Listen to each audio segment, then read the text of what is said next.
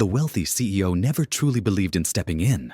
At least, not until the day he saw a young girl holding an infant. Before we begin, let us know in the comments where you're watching from. We love seeing how far these stories travel. And if you believe in quiet bravery, lullabies that hold more than just a tune, and in families formed by those who simply refuse to walk away, then this story is for you. Adrian Cole had stopped believing in helping, not after what happened 3 years ago. Not after the media took the last shreds of his reputation and used them for kindling. Not after the adoption he fought so hard for ended in a courtroom shouting match and a silence he could never explain to anyone. It wasn't that he no longer cared.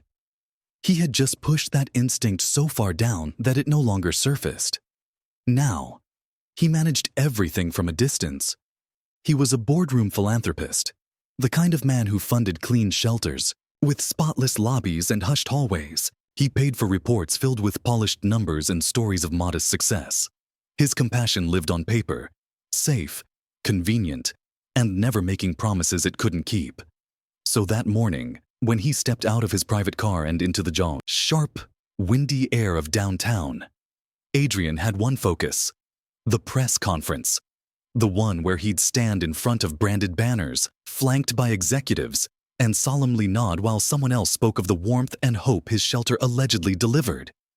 He was late, as always. The press would wait. After all, they waited for the man who signed the checks. His assistant had already sent 3 messages about his talking points. He hadn't opened any of them. Instead, he walked with the careful control of a man who had rehearsed every word he wouldn't need to say. The building came into view, glass and steel slicing through the morning light. The sidewalks bustled with hurried feet and indifferent glances. He was just steps from the entrance when he noticed her. At first glance, he thought it was just a heap of old blankets, the kind left behind overnight on street corners, folded in surrender by someone who had long stopped expecting warmth. But then it shifted, just slightly. A tiny hand tugged at the edge of the fabric. Adrian slowed for a moment. He wasn't in the habit of noticing. But something about the stillness, the shape, made him stop again. He stepped closer. That's when he saw her. A girl, no older than 7, curled up at the base of the old, boarded-up shelter that still bore his name in faded lettering above the doorway. She was barefoot, her toes red against the freezing pavement, her hair tangled in uneven strands. Her eyes were wide, but not frightened. She held something in her arms. Someone, a baby, wrapped in a sweatshirt far too large. The sleeves were tied to hold the little one in place. The infant's face was barely visible, lips parted slightly, eyelids fluttering like she was dreaming of a sound. Adrian froze. The girl looked up at him and spoke with a kind of calm that only desperation can teach. "I know who you are. You run this place. Or you used to." He didn't answer. She went on. "I don't want money. I don't want to stay. We just need one night, somewhere quiet, so they don't find us." Adrian blinked. The press conference, the investors, the suit that cost more than most people's rent. All of it faded. "What's your name?" he asked. His voice came out more strained than he expected. She hesitated, like names carried weight. "Sophie," she said. "And this is Ella. She's 6 months, maybe 7. I'm not sure." She shifted the sweatshirt gently around the baby. "She hasn't eaten since last night. I had some formula, but it ran out." Adrian swallowed. The right thing, the official thing, would be to call social services. Let the system take over. That's what systems were designed to do. But then the baby let out a small, dry hiccup. Not a cry. Just a sound too soft for the noise of the city.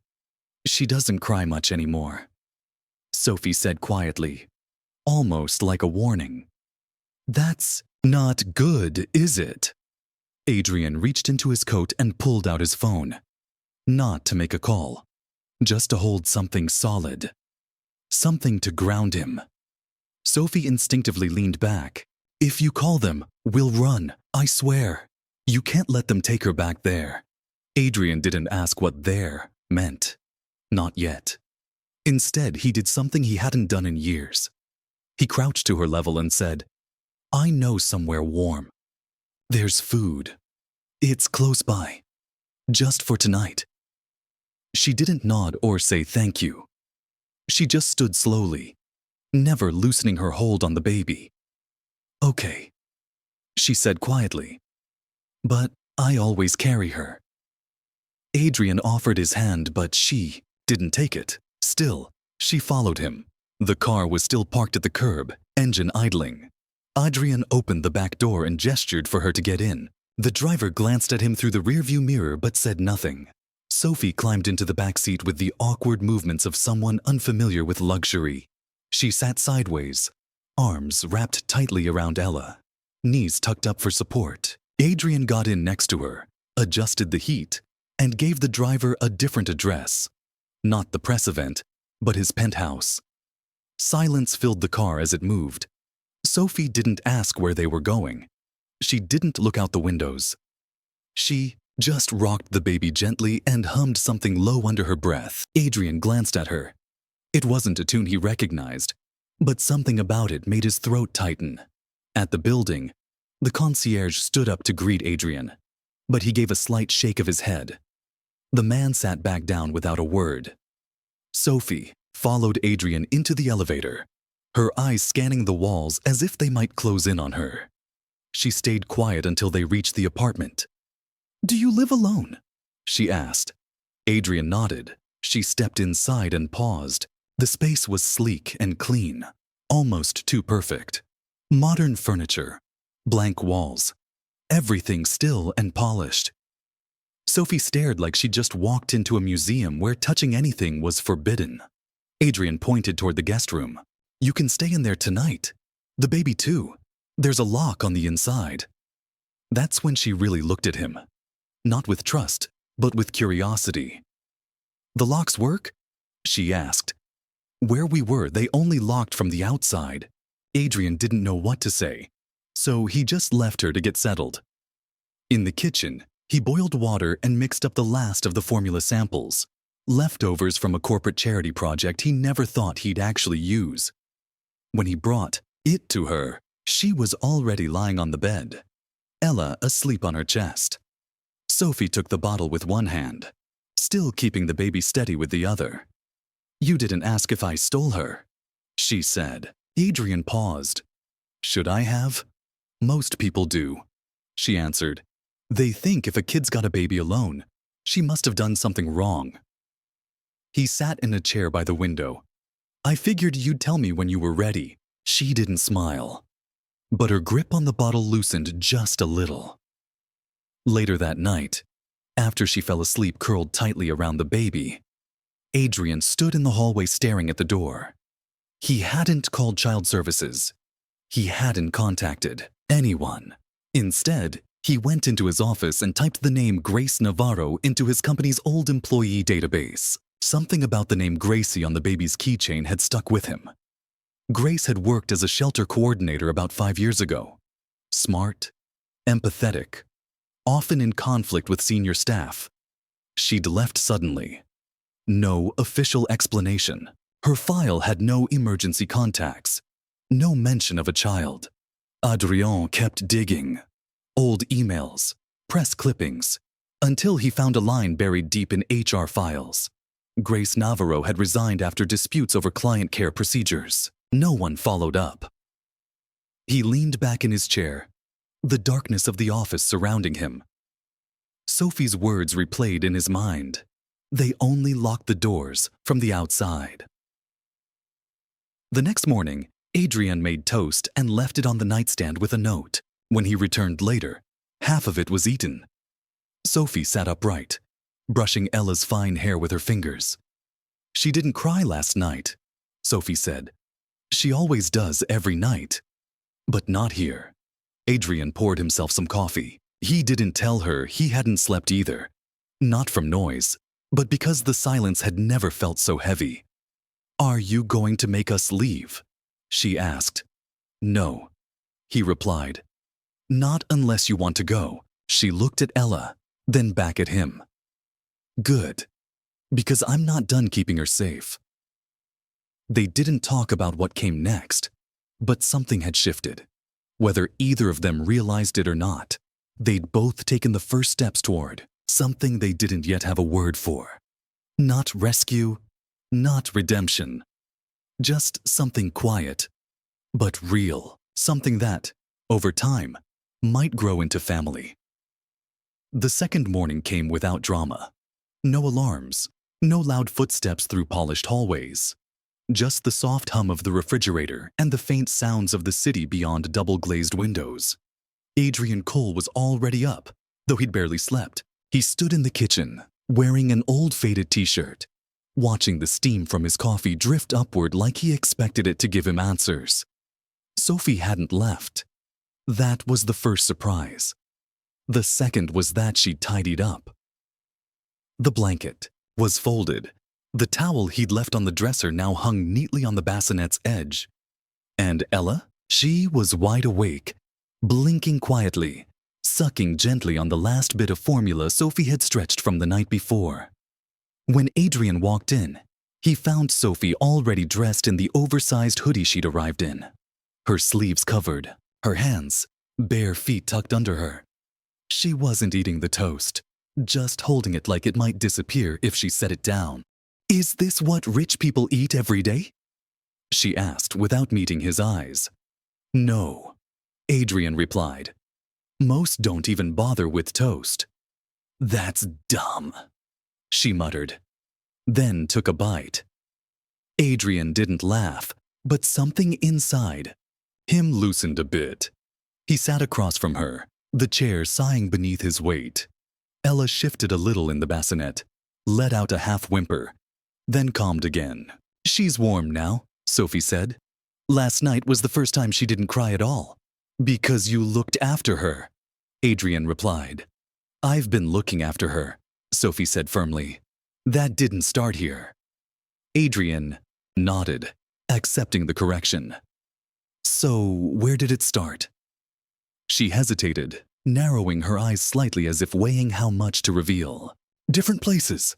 Mostly one with bugs and yelling. The kind of place where people don't have names, just numbers. I was number 21. She didn't even get one. They said babies didn't count if they didn't have papers." "Did you have papers?" he asked. "No, just her keychain." Sophie glanced over at the small plastic charm clipped to Ella's blanket. The name Gracie was printed on it in faded silver. She came with that, and a bracelet. They took the bracelet away. Adrian studied her. "Gracie, that name means something to you." "It means someone loved her," Sophie said. "Even if they're not around anymore." He didn't ask more. Not yet. But he already knew where he'd look first. After breakfast, Adrian quietly returned to his office and shut the door. He sat down at his computer and opened the employee database for the Safe Harbor Wellness Group.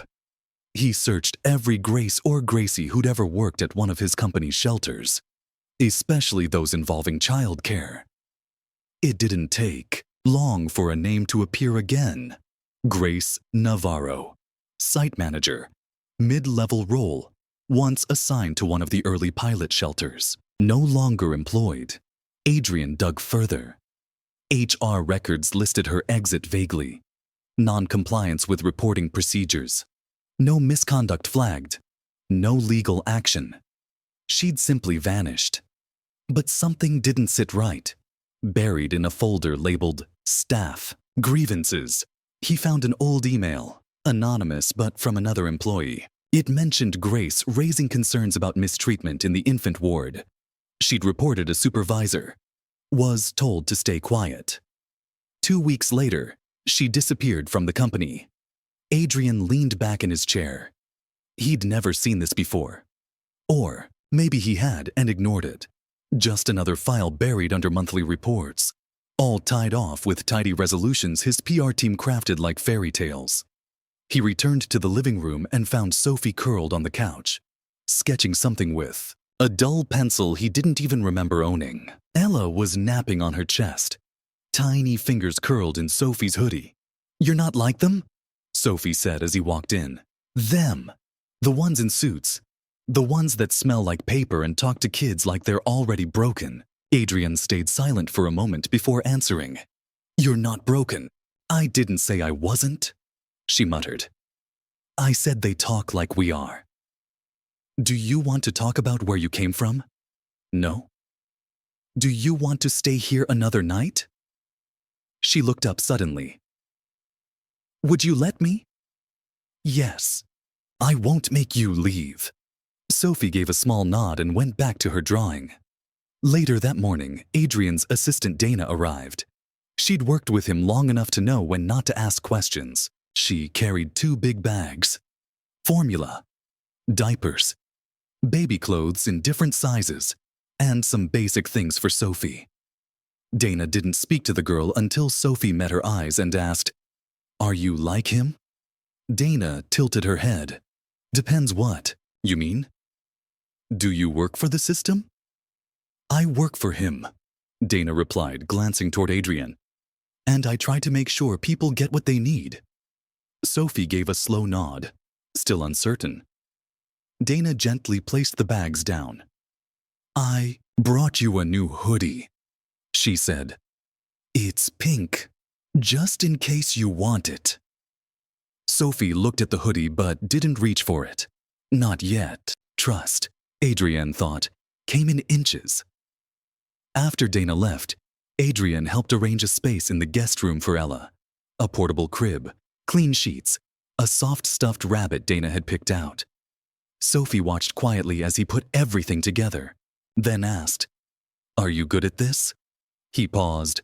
No, I'm learning. Most people fake it, she said. They say they know what to do, but they don't. I used to fake it too. Now I'm just trying. That afternoon, Sophie wandered through the apartment. She moved slowly, her steps quiet, always holding Ella like she was scared someone would call her back if she set the baby down. She peeked into the study, the laundry room, the little balcony where Adrian sometimes drank his coffee in the rain. She didn't touch anything, but she took everything in. At one point, she stopped in the hallway without turning around. There are no cameras here. No, Adrian said. I don't like being watched in my own home. Good, she replied. Then maybe she'll sleep better. That evening, they ate soup at the kitchen table. Sophie fed Ella with a bottle, one hand keeping the baby steady, the other resting gently on her back. She ate her own food slowly, like someone used to meals disappearing before she could finish. Adrian didn't say much, but he stayed. Afterward, Sophie put Ella in the crib, then came back with her drawing. She handed it to Adrian and stood in silence while he looked at it. It was a picture of the apartment window with city lights shining through. A small figure held a baby, standing next to a taller figure in a suit. In the corner, she had written, No one came. So we did. Adrian didn't say anything. He just looked up and asked, Would you like to stay tomorrow too? She didn't respond with words. Instead, she walked to the guest room, picked up Ella, and lay down on the bed like it already belonged to them. When Adrian checked in later that night, both were asleep. Ella's tiny hand was curled around one of Sophie's fingers. A single light from the hallway stretched across the blanket. The soft lullaby Adrian had set on his phone played on repeat. He stood in the doorway for a long moment before turning off the light and returning to his office. There were still names to search, files to open. Somewhere, Grace Navarro had disappeared. Somewhere, someone had ignored her when she asked for help. But Sophie hadn't turned away. And now, neither would he. And now a quick pause. If you're still here, please consider subscribing. It helps us keep telling these stories. Back to the story. The third day began before sunrise. Adrian was already sitting in the living room, slowly sipping a cup of black coffee he hadn't quite finished. The apartment was quiet, not the kind of silence he once found peaceful, but something gentler, something fragile, like he didn't want to disturb it. It was the quiet of two people and a baby sleeping soundly in the hallway beyond. He had lived alone for years and always told himself he preferred it, that solitude meant control. But now he understood. It hadn't been silence at all. It was just emptiness. This was something else. This was waiting. A soft creak came from the guest room. Moments later, Sophie walked into the kitchen barefoot, hardly making a sound on the tiles. She had Ella in one arm and her drawing in the other. Her eyes were still heavy with sleep, her hoodie slightly crooked, and one sock dangled loosely. From her foot, Adrian looked up. "You're up early," he said. "She was hungry," Sophie replied. Like that explained everything. And maybe it did. She handed him the drawing. This one was new. It showed a building with its windows lit. In one of the windows, the same two figures stood again. One taller, one smaller, and the baby in between. Above them, stars filled the sky. Tiny scribbled X, some trailing off into the corner. "She likes the stars," Sophie said softly. "I think she used to sleep under them." Adrian studied the picture. "Do you think she remembers?"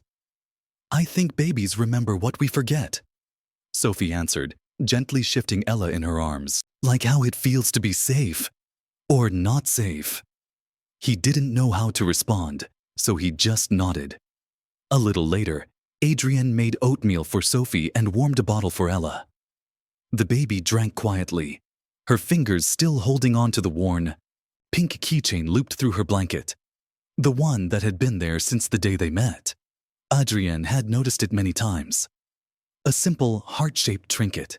The name Gracie barely visible in faded silver letters. It was the only real clue to where Ella had come from. Sophie had mentioned it the day before, just briefly, as if she didn't want to say too much. Now, while feeding the baby, she turned the charm in her fingers, staring at it like she hoped it might speak. "She had this when I found her," Sophie said, "in a crib with a broken wheel. Her blanket was wet, and she had a rash. No one came when she cried. I did." Adrian sat across from her, coffee in hand. "Where was this?" "A shelter. In West Haven. It had your company's logo on the wall. That's how I knew your name. It was supposed to be for families, but they kept babies in a separate room. Staff didn't show up unless someone got sick." Adrian swallowed hard. West Haven had been one of their earliest shelters. He had stopped visiting that one in person when things became too complicated. "Do you remember the name of the woman running it?" he asked. She had long hair, always sounded tired. She called Ella the quiet one, like it was a compliment. "Did she ever give her name?" Sophie shook her head. "But there was someone else. A lady named Grace. She was nice to the older kids, snuck snacks into the playroom. She used to sing when she thought no one was listening." Adrian's chest tightened. "Do you remember the song?" Sophie thought for a second, then began humming.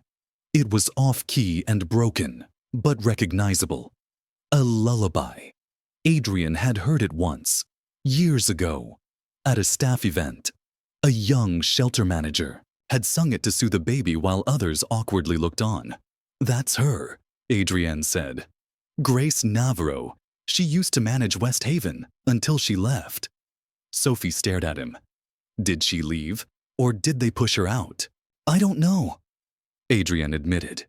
"But I'm going to find out."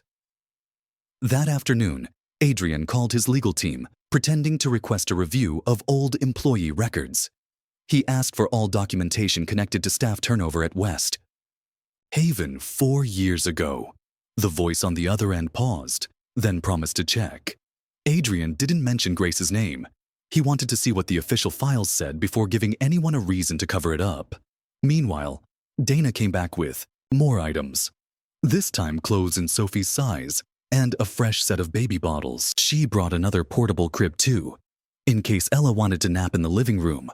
Sophie still didn't completely trust Dana, but when the woman handed her a pack of socks, all matching, she let out a small, surprised smile. "You think I'm staying long enough to need socks?" Sophie asked. I think you should have them even if you're not, Donna replied gently. Everyone deserves warm feet. That night, Adrian sat reviewing more files while Sophie played with Ella on the floor. And something changed. Ella let out a soft gurgle, a tiny laugh bubbling up as Sophie tickled her belly gently.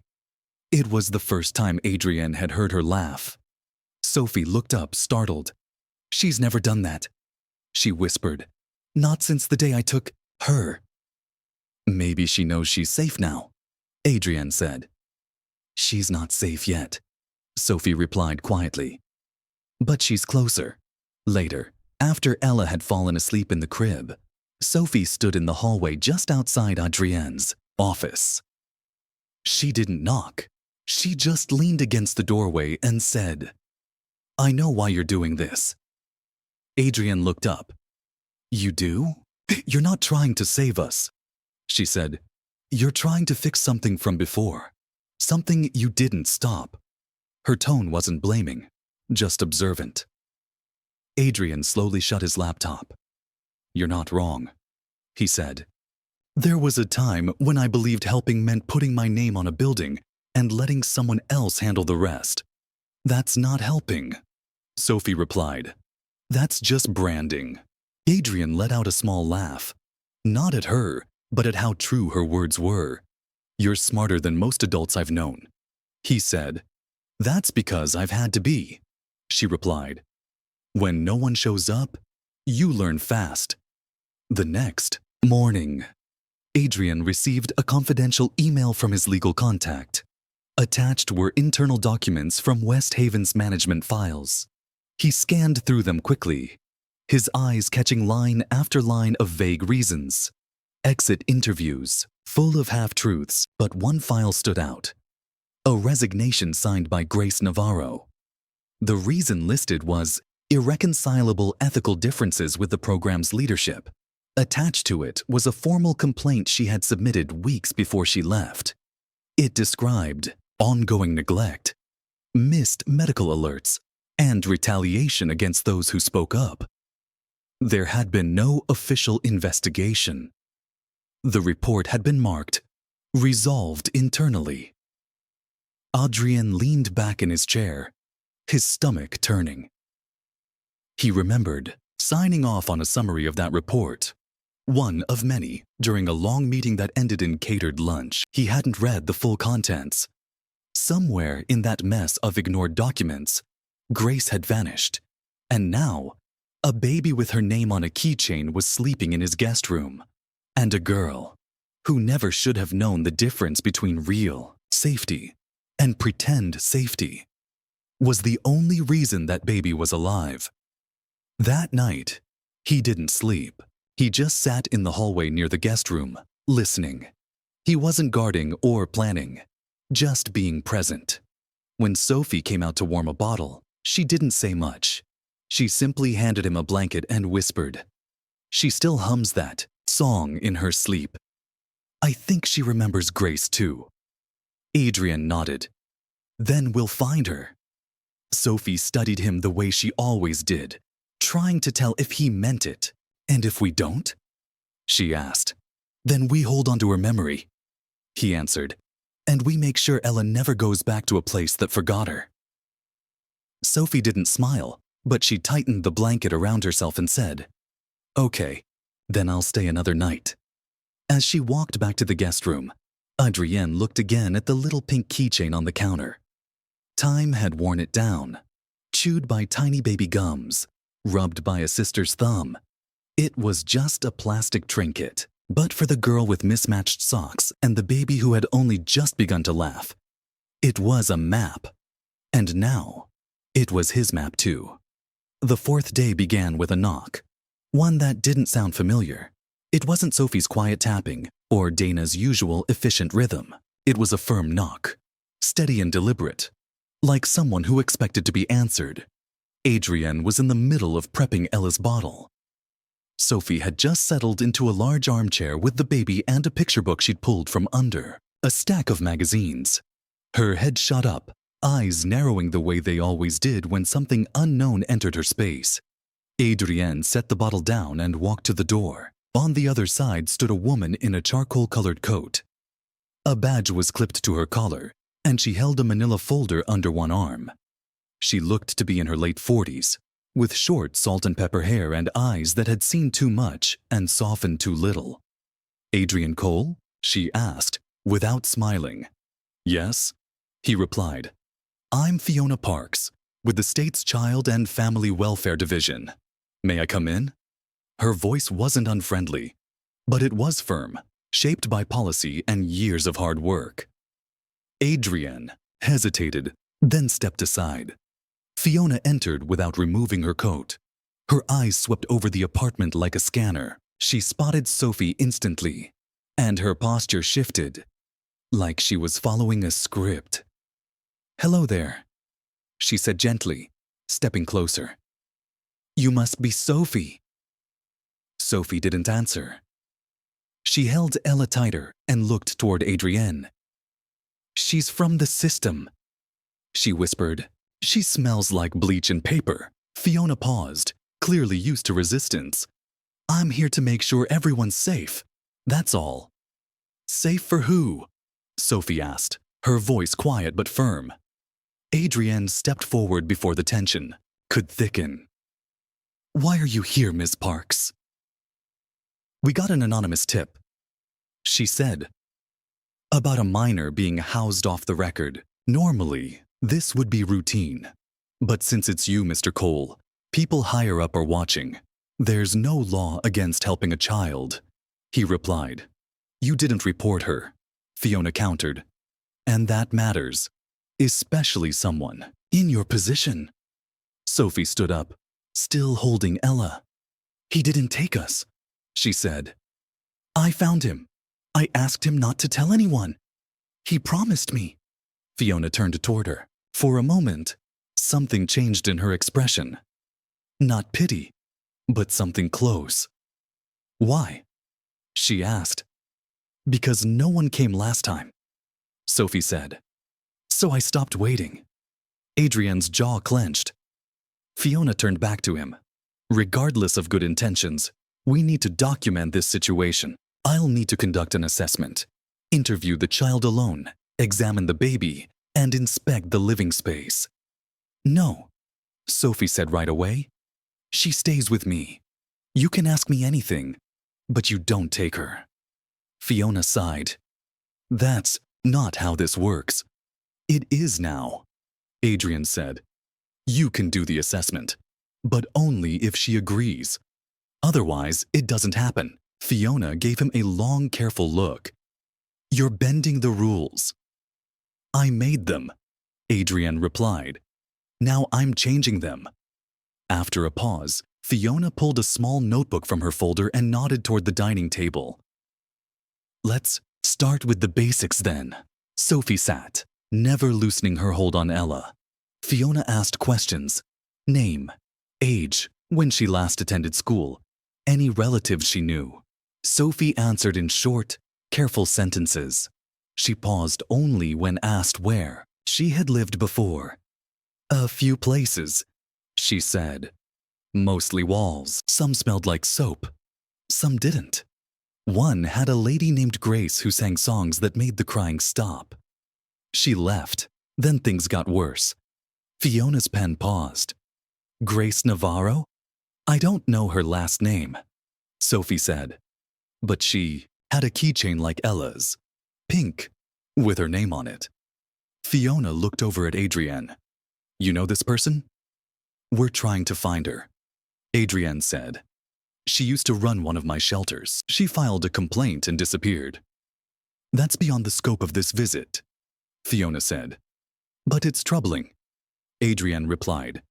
"Just like everything else, including the fact that a 7-year-old had to take a baby just to feel safe." Fiona didn't argue. She moved on to check Ella's vitals using a small portable kit. Sophie agreed, but only if Adrienne held Ella during the checkup. The baby didn't cry. She blinked up at Adrienne and reached for his collar, gripping it like it was the only solid thing in her world. Fiona took notes. Underweight but alert. skin warm. No recent injuries. Rash on the neck, probably from sleeping on wet fabric. Nothing urgent. She clicked her pen and closed her folder. If you plan to keep her here another night, you'll need to apply for emergency guardianship. We've already started, Adrian said. My lawyer is drawing up the paperwork. Then I'll need access, Fiona replied. The state will monitor the situation until there's a decision. Understood, Adrian said, though his tone held an edge. Fiona stood and turned to Sophie. You're very brave, she said, but you shouldn't have had to be. Sophie didn't respond. She just picked up Ella and walked to the window. Fiona turned to Adrian. You may think you're saving them, but there's a difference between shelter and stability. I know, he said, and I'm going to give them both. After she left, the apartment felt heavier. Sophie sat on the floor near the window. Ella curled up beside her. She's not bad, Sophie said quietly, but she doesn't understand. Understand what? Adrienne asked. She thinks safety is something you measure with checklists, but safe doesn't feel like a clipboard. It feels like someone stays, even when they don't have to. Adrian nodded slowly. I'm not going anywhere, he said. Even if it gets hard. It's already hard, Sophie replied. But you're still here, so maybe it's okay. That evening, Dana came back with a soft baby carrier and a new stack of storybooks. She found Sophie sitting in the hallway, reading out loud in a quiet, calm voice. Ella slept against her shoulder, the book open on her lap. Dana gently placed the new items nearby and said, You've got the perfect voice for stories. She likes the ones with stars, Sophie said. She listens better when they talk about the sky. Dana smiled. Then I'll find more with stars. That night, Adrian went over the guardianship documents with his lawyer over the phone. Marcus Llewellyn, his legal advisor for nearly a decade, was not pleased. You know how this looks, right? Marcus said. A millionaire CEO takes in a girl and a baby without reporting anything. The media will have a field day. Let them, Adrian said. That's not why I'm doing this. This is risky, Marcus pushed. You're opening yourself up to liability, exposure. Do you even know if someone else is looking for this baby? We're trying to find that out, Adrian replied. So far, no one is. You're gambling everything, Marcus warned. You think this ends in a good photo op. It ends in a courtroom. Then I'll be there, Adrian said. With them. There was a long silence on the line before Marcus quietly said, You used to care about legacy, about protecting everything you built. I still do, Adrian replied. I'm just building something different now. After the call ended, he sat quietly in the dim room for a while. City lights pulsed outside the window. And down the hall, Sophie was softly humming again. The same lullaby Grace had once sung, the one Ella always relaxed to. Adrian closed his eyes and listened, and for the first time in years, the sound didn't make him restless. It made him feel grounded, like he wanted to stay. Tomorrow would bring more questions, more paperwork, more uncertainty. But for now, in this quiet room, never meant for children, a man who used to walk away from pain was learning to stay. Just beyond his office door, two girls who were almost forgotten were starting to believe he meant it. Before we continue, please consider subscribing if you've been touched by this story. Your support is what keeps us going. Now, let's get back to it. The fifth day started with the scent of cinnamon. Adrian didn't cook often, but that morning, something made him want to make something warm from scratch. Not from a delivery bag or a cold fridge. He stood over the stove watching the bread toast in the pan, the edges curling with melted butter. For a moment, the kitchen almost felt lived in. Behind him, soft footsteps padded across the floor. Sophie stood in the doorway, holding Ella against her chest, the baby's head resting like a crown on her shoulder. Adrienne turned, spatula in hand. You ever had French toast? Sophie shrugged. Only once. It was soggy. This one won't be, he promised. She didn't smile, but she sat down at the table without needing to be asked. That alone felt like progress.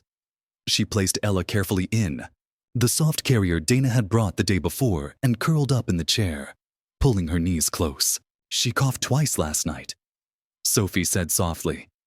But she didn't wheeze. I think the air is better here. Adrienne nodded. I'll call the pediatrician just to be sure. Dr. Harland. She's good. I trust her. I don't trust doctors, Sophie said. They always talk like you're not even in the room. Then she won't, Adrienne said. You'll stay with Ella the whole time. No needles, just listening to her heart and lungs. What if they try to take her? No one's taking her, Adrienne said. Not while she's with you. Not while you're with me. After breakfast, Sophie quietly placed the drawing she had been working on next to Adrienne's laptop. It showed a hallway, long and narrow, with a door at the end and a shadow leaning just past the frame. Sophie had drawn herself at the front, holding Ella, facing the door. Above it, she'd written the word back in block letters. Adrienne picked it up slowly. What's this? He asked. The place we left, she said. The place they want us to go back to. You think they'll try to make you? That's what they always do, she said.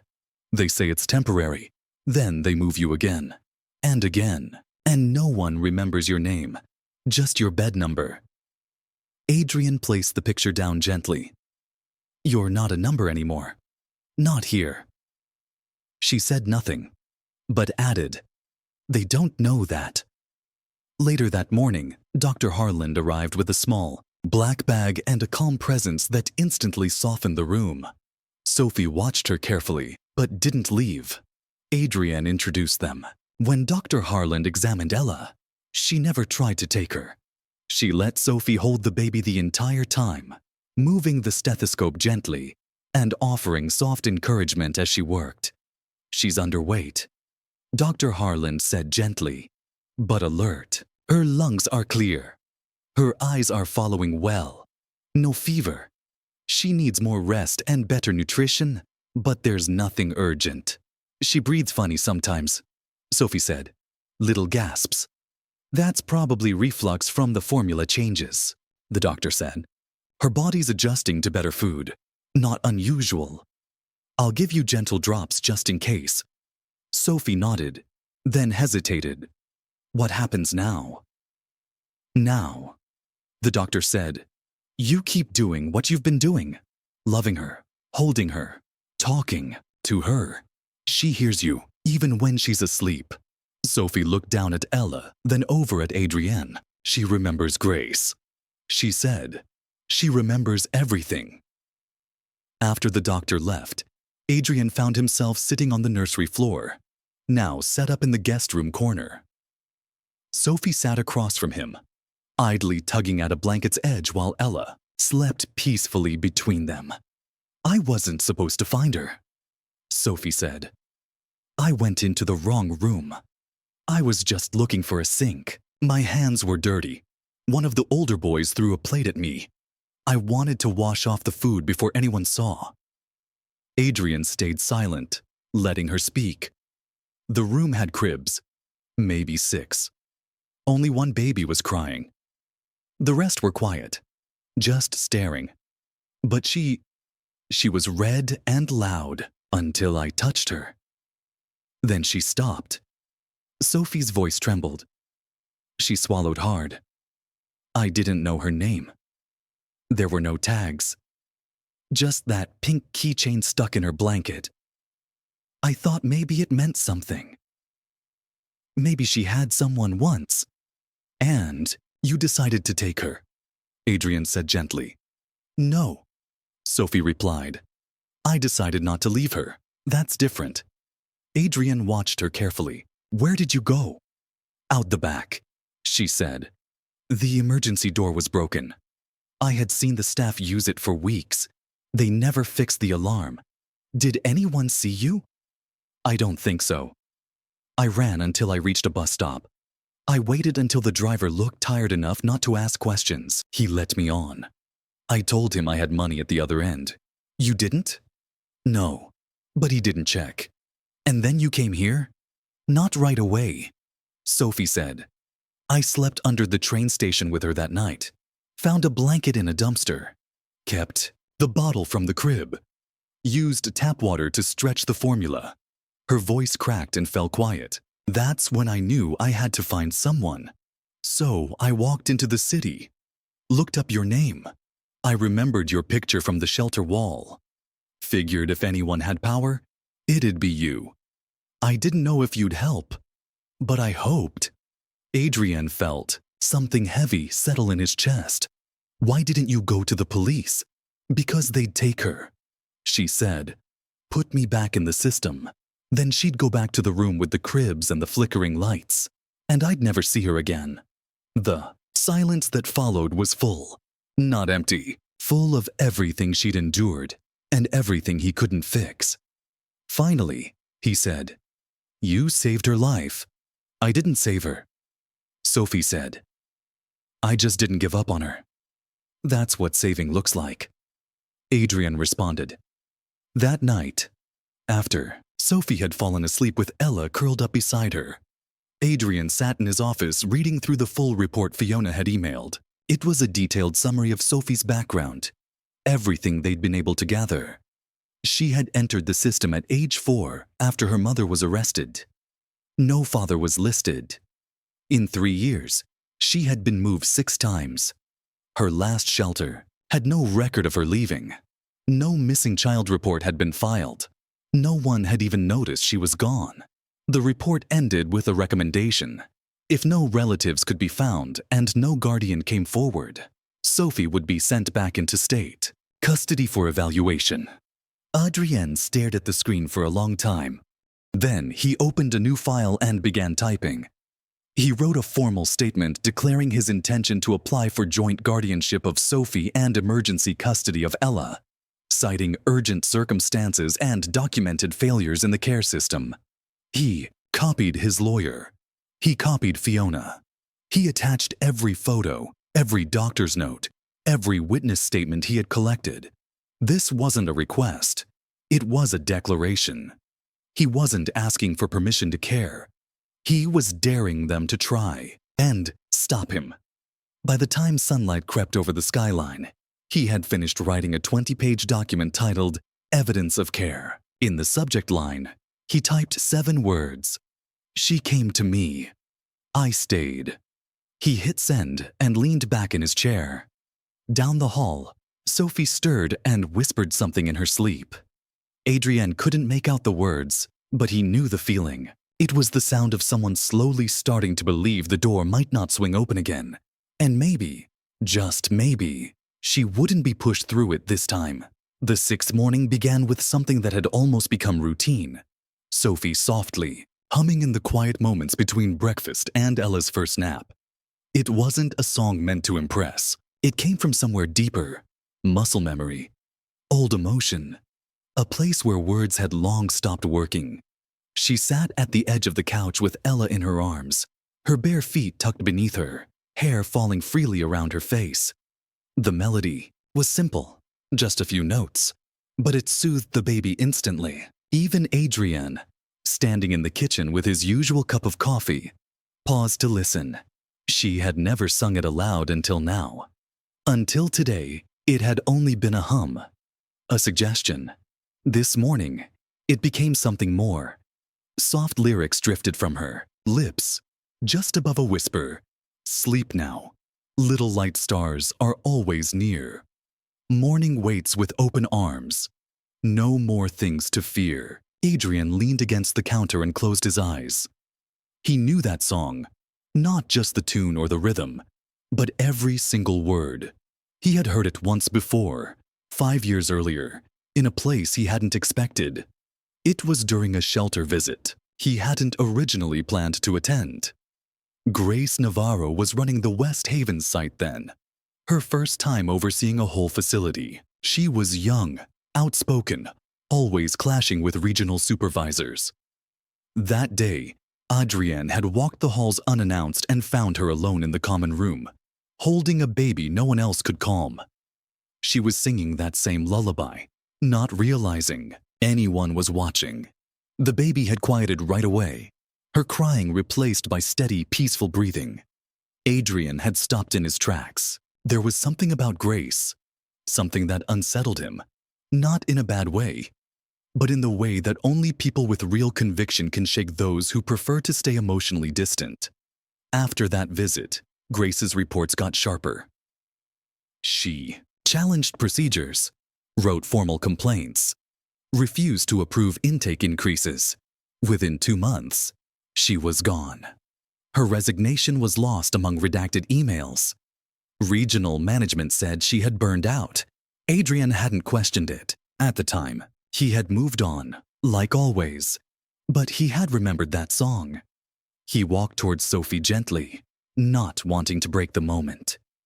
"Where did you learn that?" he asked quietly. Sophie looked up, still gently rocking Ella. "Grace used to sing it," she said. "Only at night.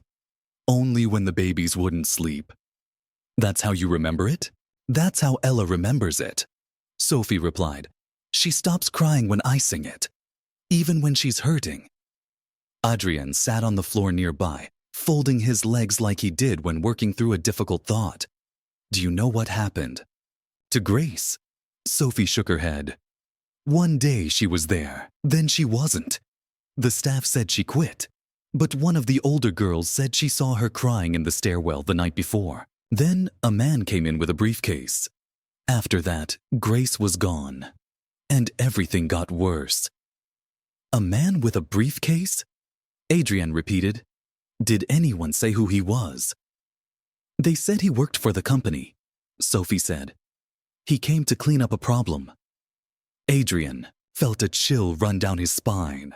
He stood and walked to his office, opening a drawer he hadn't touched in years. Inside were old folders, contracts, printed emails from the early days of his shelter program. He found the one labeled West Haven and began flipping through it. Paper after paper passed through his fingers until he found it.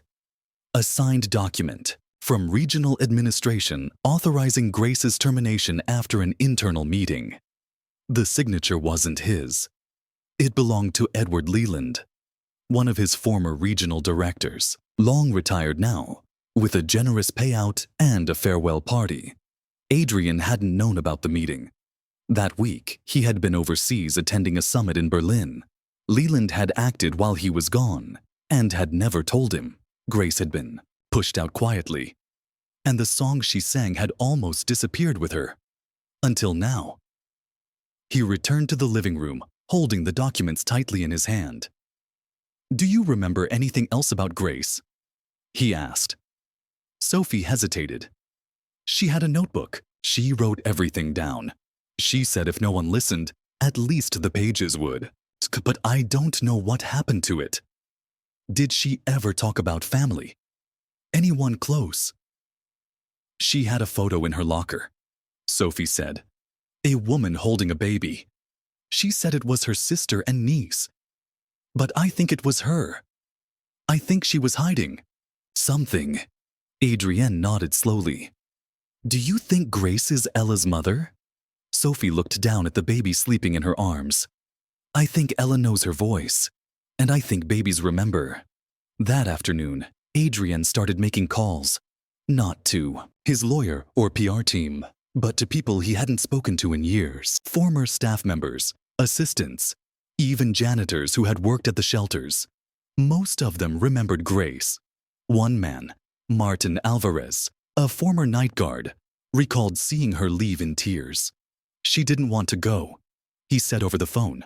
She said someone was threatening to report her to the state board, said she was hiding a baby that shouldn't have been there.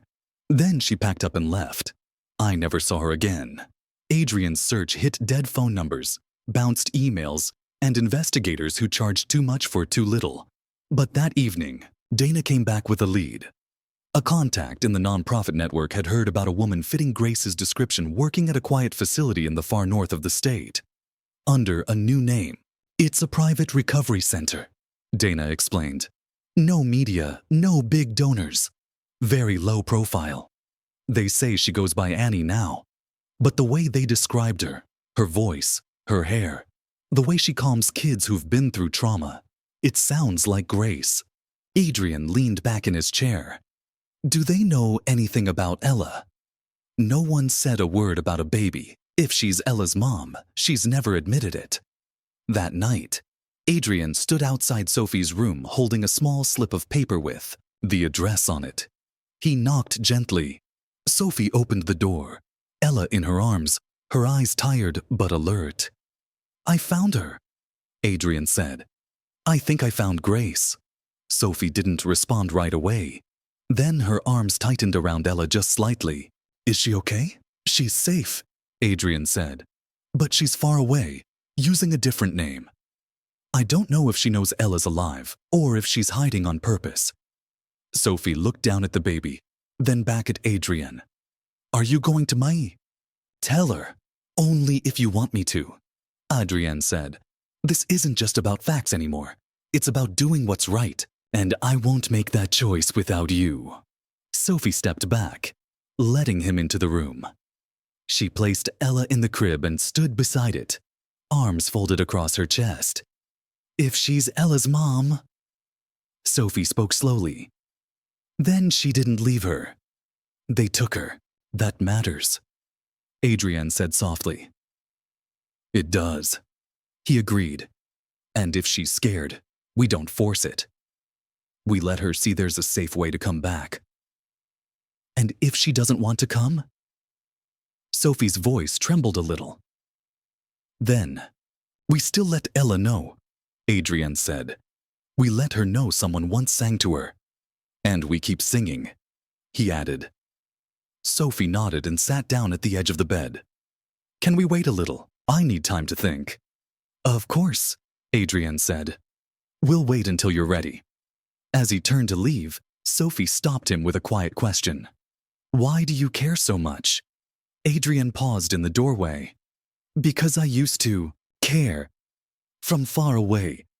I thought that was enough. But then you showed up and proved me wrong. Sophie didn't answer, but after he left the room, he heard her voice again, soft and steady, carrying that same lullaby into the hallway, a thread of sound that hadn't been broken. It was the same song, the same gentle voice, and in the stillness, a man who had once run from responsibility now sat quietly in the dark and listened. Because his life depended on it.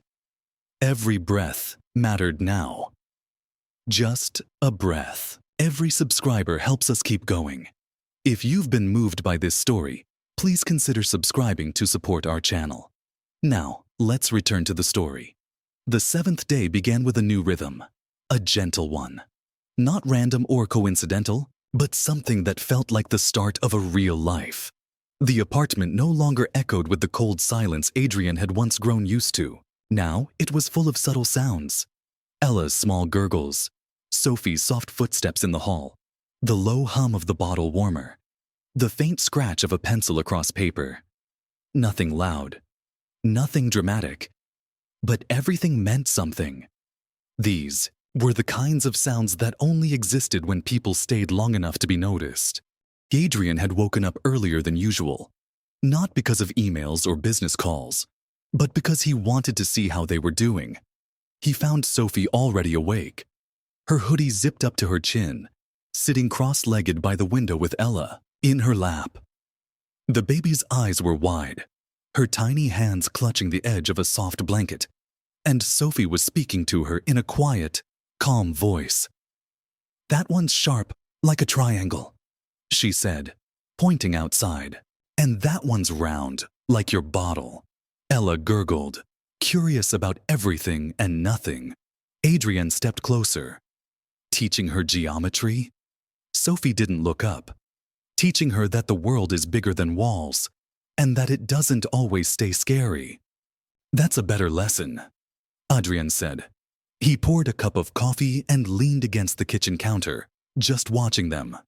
He had always believed purpose came from building, from creating systems, companies, networks.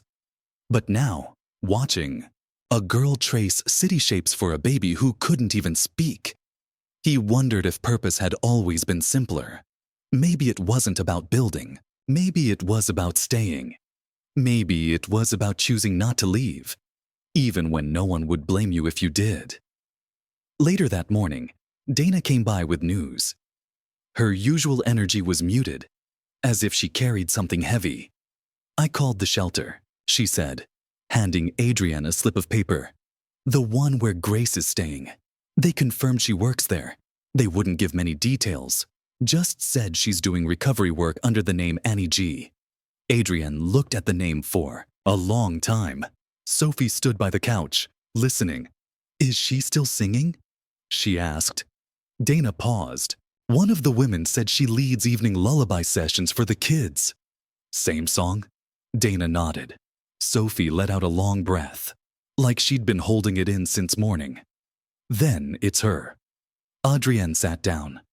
"I want to see her. But I don't want to scare her. If she's hiding, she's not hiding," Sophie said. "She's healing. That's different." Adrienne looked at her. "Would you come with me?" Sophie looked at Ella. "Only if she comes too." "Of course," he said. "We go together." They left a little after noon. Dana drove.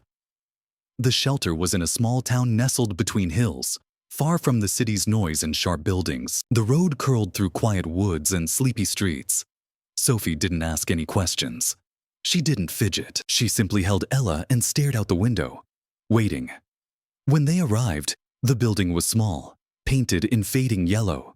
Flower beds lined the walkway. A woman with gray braids met them at the entrance. Her name was Mira. She spoke with a calm voice, soft enough to make even the air feel lighter. "You're here for Annie," she said knowingly. "She's in the music room. We just finished the lunchtime lullabies. She doesn't know we're coming." Adrienne said.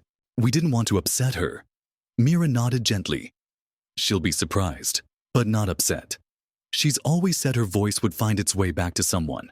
They followed Mira down a narrow hallway.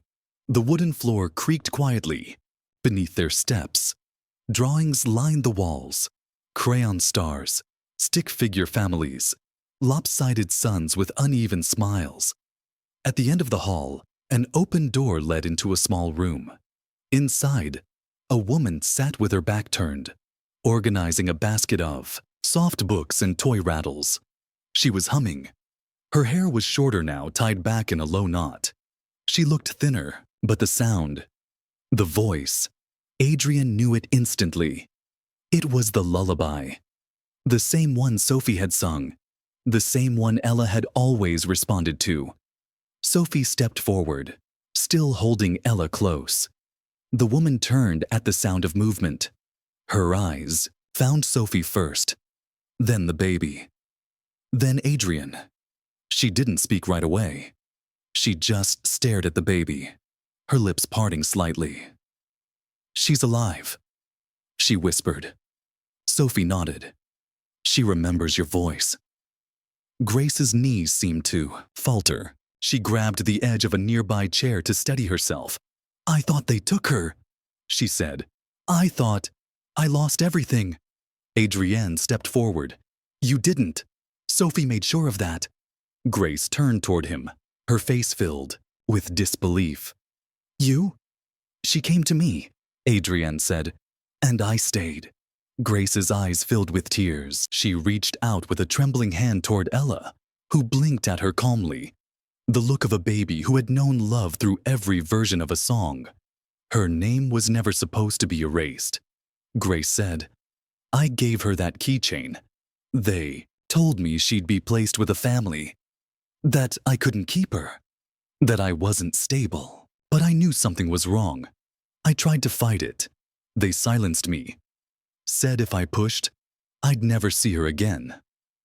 Sophie stepped forward. "They lied. But I found her. And she never forgot your song." They all sat together on the floor of the music room, a circle formed not by blood, but by endurance. Grace told them everything. How the administrators had come with forms and warnings. How she left that night with nothing but a suitcase and guilt. How she spent months in shelters herself, trying to start over, hoping for a miracle she didn't think would come. I never thought I'd hear that song again, she said. Until now. She still sleeps to it? Adrian said. It's her rhythm, Grace whispered. It's all I had left to give. But maybe it was enough. By the time they left, the sun had dipped behind the hills. Grace walked them out to the car, her fingers brushing the edge of Ella's blanket one last time before stepping back. You don't have to decide anything now, Adrian said. We just wanted you to know. She's safe. She's okay. You didn't just bring her back, Grace said. You brought me back too. Sophie stood beside Adrian, her hand in his. She's safe now, Sophie said. We all are, but it doesn't have to end here. Grace nodded, her voice thick with emotion. If you'll let me, I'd like to be part of her life again. We'd like that, Adrian said. So would she. That night, back in the apartment, Sophie laid Ella in her crib and sat beside her, waiting until her breathing slowed into a peaceful rhythm. Adrian stood in the doorway, watching quietly. She knew my name, Sophie said in a low voice. Grace, she remembered me too. You made sure she could, Adrian replied. And now, Adrian said, maybe we can all remember together. Sophie reached under the crib and pulled out a drawing.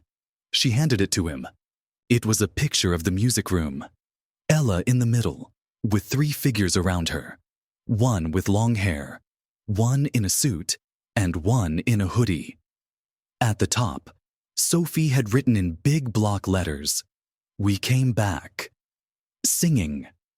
Adrian looked at it for a long time. Then he pinned it on the wall above the crib. A new kind of memory, a new kind of home, and a song that would never fade. The 8th day didn't begin with silence. It started with laughter, light and uneven, the kind of laughter that rises from a place still learning how to trust happiness again. It came from Sophie. It wasn't loud, but it was unmistakable, drifting out of the living room where she sat cross-legged on the rug with Ella beside her. The baby had found the crinkly part of a new toy Dana had brought the day before and was squealing with delight every time Sophie copied the sound with her mouth. Ella's arms flailed like startled birds, and for the first time since they'd met, Sophie's face opened up with something unguarded. A smile so real it caught Adrian by surprise when he stepped into the room. He stood in the doorway, holding a tray with tea and toast, not wanting to interrupt whatever magic was happening. The morning sun streamed through the big windows, bathing the floor in soft gold. It looked like a photograph, the kind people frame because it says everything. Without a word, Sophie looked up and saw him. She didn't hide the smile. She didn't pull away from Ella or wrap herself up in her oversized hoodie like armor. Instead, she waved him in. She thinks the toy is talking, Sophie said. But I think it's the sound. It reminds her of the paper they used to wrap the bottles in. She always calmed down when she heard it crinkle. Babies remember more than we think, Adrian replied, setting the tray down. So do older girls, Sophie said, but they learn how to hide it. They ate breakfast at the table, a routine that now felt natural. Ella dozed off after a soft spoonful, while Sophie watched her the way someone would who had memorized every blink, every sigh, every tiny sound. After a while, Sophie turned to Adrian. When are we going to see her again? She asked. Grace, she added. Not a title, not a role. Just Grace. Adrian exhaled. I called her this morning. She's coming here today. Sophie's eyes widened, a little. Here? She wants to see where Ella's been, where you've been, he explained. She said if she's going to be part of your lives again, she wants to do it the right way. No surprises, no pressure, just being here. Sophie nodded. She deserves that. You do too, Adrian said. Sophie didn't say anything right away, but her fingers reached for Ella's, and the baby's hand wrapped around hers easily. When Grace arrived that afternoon, she didn't bring gifts or expectations. She came as herself, in jeans and a worn sweater, her hair pulled back, her eyes open. Adrian greeted her at the door. You found her, Grace said, peeking past him to where Sophie and Ella sat on the couch. No, Adrian said. She found me. I just didn't look away. Grace stepped inside slowly, almost like stepping into a sacred space. She walked over and knelt beside the couch. Sophie instinctively held Ella closer for a second, but then leaned forward and gently placed the baby into Grace's arms. Ella blinked up at her with the same quiet curiosity she always had. Grace held her like someone trying to memorize the feel of something they'd only ever held in dreams. Hi, she whispered. I never stopped thinking about you. Not even one day. Ella made a small sound. Not quite a cry. Not quite a word. Grace started to hum. Ella went still, her head settling softly on Grace's shoulder. Sophie watched the moment. Not with fear or jealousy, but with something deeper. Something born from surviving abandonment and choosing grace instead of bitterness. She still knows you, Sophie said. Grace looked at her, her eyes shiny. And you knew how to keep her safe. I don't know how to thank you. You don't have to, Sophie said. Just don't disappear. They spent the afternoon wrapped in calm company. Grace shared small stories about Ella's birth, the lullaby she created the first night they were together, how her tiny hand would twitch in her sleep. She didn't cry while she talked, and she didn't pretend the missing parts were smaller than they were. She spoke plainly, how she'd been forced out, how the system treated her like a risk, not a mother, how she had chosen to survive because no one gave her the choice to stay and fight. I tried to follow the rules, Grace said, but the rules were built to push people like me out. So we made our own, Sophie said quietly. We didn't wait for permission. Adrian had stayed quiet, just listening. But now he leaned forward. I'm filing the final documents. This week, joint guardianship. We can make it official, if you want to. Grace looked to Sophie. Only if she agrees. I don't want this to be something decided for her again. Sophie studied her for a few seconds, then turned to Adrian. Will it change anything? It gives us legal ground, he said. But not where you sleep. Not who holds Ella or who makes breakfast. That part's already real. Then, yes, Sophie said. She should be part of it. She always was, even when we couldn't see her. Later that night, after Grace had left, promising to return tomorrow, Adrian found Sophie standing at the window, holding one of her drawings. Though city lights shimmered beyond the glass, but she wasn't looking at them. She was looking at the picture in her hands. I used to draw places I wished were real, she said. Rooms with soft chairs, windows that opened, cribs that didn't creak, people who said good morning and meant it. I thought if I drew them enough, I could live there in my head. And now? Adrian asked. She handed him the drawing. Now, I don't have to imagine anymore. The drawing showed their apartment from above. 3 figures sitting on the rug with a baby between them. 1 man in a chair. 1 woman with long hair. 1 girl with a pencil. Overhead, a light shone. Not from a lamp, but shaped like a star. At the top, she had written, we weren't lost. We were just waiting to be found. Adrian felt something shift inside him. Something solid and lasting. Like a house settling after its last beam is set in place. He looked at Sophie. What do you want to do tomorrow? He asked. No lawyers, no appointments. Just us. Sophie tilted her head thoughtfully. Can we go to the park? She asked. I want Ella to hear the wind in the trees. Real wind, not from a window. Of course, he said. We'll pack a blanket, Sophie added. And sandwiches. Triangle ones, with the crusts cut off. You've got fancy taste. Adrian laughed. She grinned. I've been hanging around rich people. That night, as the city grew dark and Ella slept under a blanket covered in soft, star-shaped prints, Adrian sat beside Sophie and read aloud from a book she had chosen. It was about a girl who built a treehouse that turned into a spaceship and took her to places she didn't know she needed. When he finished, Sophie leaned her head gently on his arm. Do you think people can really start over? She asked. I think people can choose differently, Adrian said. And that's almost the same thing. She nodded. Then maybe this is what we chose, and we just keep choosing it. That night, he tucked her in. No resistance. No hesitation. Just a quiet good night and the gentle weight of her hand resting on Ella's back. As Adrian turned off the light and stepped into the hallway, he paused at the door. I'm proud of you, he said. Sophie didn't say anything, but as he closed the door behind him, he heard her humming again. The same lullaby. The same song Grace had sung. The same song that had carried them from silence and loss into something whole. A song that didn't end. A promise that kept being made, one note at a time. And in the room next door, a man who once believed distance could fix everything now knew better.